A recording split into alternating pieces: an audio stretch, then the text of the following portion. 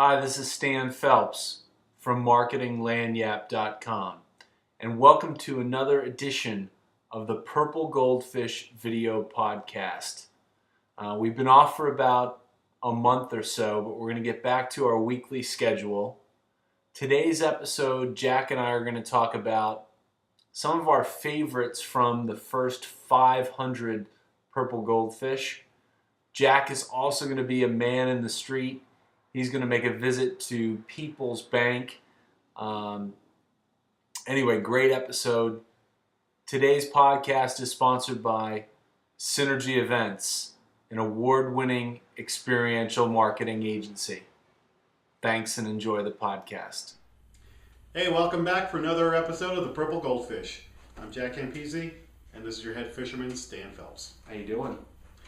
All right, so the next couple of episodes we decided to do kind of like the retro Happy Days episode where we look back at scenes from past episodes as not necessarily filler, but a gentle reminder of what came ahead or what came before. So what do we have around? How many Purple Goldfish? Well, we have about 575 right now. Not bad. So the goal is to get 1,001. So we're past the halfway point, which is nice. So we've got that going for us.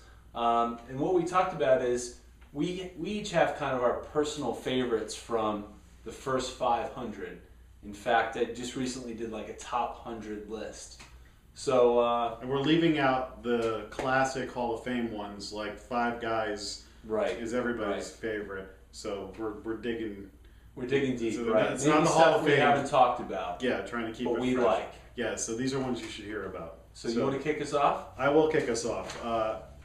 And this one is a ice cream shop, and naturally, just being an ice cream shop makes me love you. But this one's called Toy Boat. It's in the San Francisco area, and I've never been there, but I learned of it from the Purple Goldfish Project, and I thought it was great. So they actually, you know more about this one than I do, so I want you to explain it to me. Sure. When I heard it, I thought it was so great. Yeah. So Toy Boat in San Francisco, when you go and say buy a pint of ice cream or like a quart of ice cream for takeout, what they will do is they'll throw a couple sugar cones in the bag with your ice cream. So when you get home, you can scoop out your... And see, why I like that is an ice cream cone is like taking ice cream to the next level, but I never have cones at my house. Right, who does, right? So, and when you're at the store, you're like, I want more than just a cone. So this is, when I heard that one, I was like, that's a great idea. How much does a cone cost you? Right. Throw some in there, boom, add some fun to the whole experience. So that one for me, there's other ice cream places on the list, but that one to me, first of all, just the name Toy Boat is a pretty cool name. But right. Let's stick on the ice cream theme because I have one, no problem, that I like, and it's called Wilson's. And I've got to thank Jody Padar, who put this one forth for the project. But this is such a simple thing. You think about it, when you get a cone of ice cream, especially when you have kids, and I've got two small boys, it always drips out of the bottom at the end. And what they've done at Wilson's is that before they put the ice cream into the cone, they take a jelly bean and throw it into the bottom of the cone to eliminate the dripping. Plus, when you finish the cone, a little something extra. Jelly bean. Surprise and delight. Who knows what color it is? I mean, it's always a little... I've seen that stunt pulled with chocolate chip. Okay. But it was like a supermarket brand. Like, it's like a Skinny Cow or something like that. They fill it in. Fill it with chocolate at the bottom. Which is cool, but I've never seen a jelly bean. Yeah, I mean, think about it. It's just a small little touch. If they could figure out a way, I don't know if you ever go to Dairy Queen and you get the dip cone with the hardened, and it's a hot day, and it's a race against the melting. If they can figure out how to fix that with jelly beans, I'll really be impressed. You're in. So what else do you have on your list? This one is very surprising. You familiar with Wawa? Wawa. Convenience store. Convenience store in the Philly area. Right. They may be in other parts of the country, but that's right. But they're an institution. They are an institution, yeah.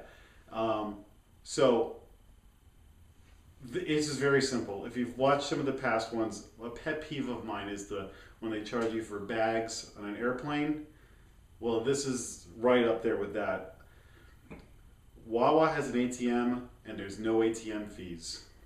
Nice. And it doesn't matter what bank you have. You're in a convenience store, you need money, you're not getting raped. Now, I mean, I have a friend. $2 or $3. I have a friend that we went out to dinner, and there was 3 of us, and there was an ATM right next to the restaurant, and he walked like 3 blocks in the hot, humid summer to avoid the $1.50 bank fee, and came back, and I was like, "Are you kidding me?" But on the flip side of that, I would go out of my way to go to Wawa, knowing I didn't have to pay the fee. So I think that's great. And what happens when you're at an ATM and you take out money and you're standing in a Wawa?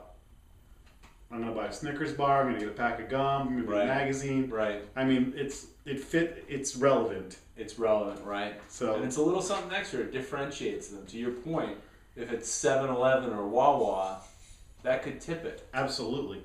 And when I first saw Wawa on the list, I'm thinking, what is it? They're going to have a free Slurpee or something like that? Right. But this is way more practical. That wouldn't be a bad thing either, but that was just so good. All right, I'm going to finish it out. We're going to stick on to the idea of Wawa. Very good coffee, by the way, at Wawa. That's good to know, because a lot of those convenience stores I will stay away from for coffee. Good coffee at Wawa. So we're going to stick on that and stick with coffee. Starbucks. Starbucks has made the list a number of times, but this is a small one that I like. If you go to a Starbucks and you buy a bag of coffee, whether it's beans or ground coffee, when you buy it, they actually will, as part of it, they'll give you a free cup of coffee.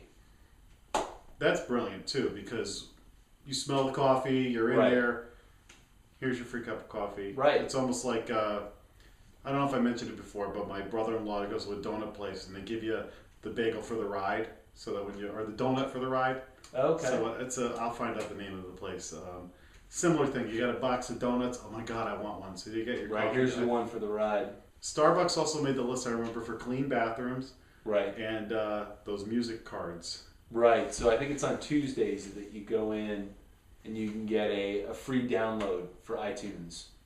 But I didn't know about the free cup of coffee. It's genius. And you are paying enough for that, so it's nice that they could throw in. Right. A little something extra. Right. That's what this is all about, isn't it? All right, so next episode we'll cover a couple more each. Sure. But until then, keep sending in those purple goldfish. Keep going to iTunes. Subscribe on iTunes. Excellent. We'll see you next week. Take it easy. Hi, this is Jack, and I am a customer of People's Bank, and I am at the People's location in Coscob, Connecticut. And the reason I went to this particular branch is because I heard that they have a Coinstar-like machine that you can turn in your big jug of change, which I have here. Mine's about half full. And before it gets too heavy, I'm going to bring it in and see how much money I've got. And I heard that there's no charge like there is for Coinstar, so this is a great opportunity. So I'm happy with People's Bank, but if this is true, this is really something extra that I'd appreciate and I would tell my friends about. So I'm going to go check it out, and I'll check in when I'm done. Okay, I just came out of People's Bank here in Coscob, Connecticut, and I redeemed my coins. You can see the remainder, a couple of Canadian coins in there, and I made a pretty good booty out of this one. I got $262.20 from that bucket, which was half full. So now I'm thinking if I wait till it's all the way full, I'm doing the math there. But People's Bank in Coscob, not only did they not charge me, there was a person there who was an employee who was hovering in case they needed any help, and these people in front of me took a long time, and they jammed the machine at one point, and somebody came over and helped. There was never anything pushy about the whole experience, which I appreciated. And then also, besides this free coin machine, free coffee while I'm waiting. They had a computer with stock quotes. They had a newspaper.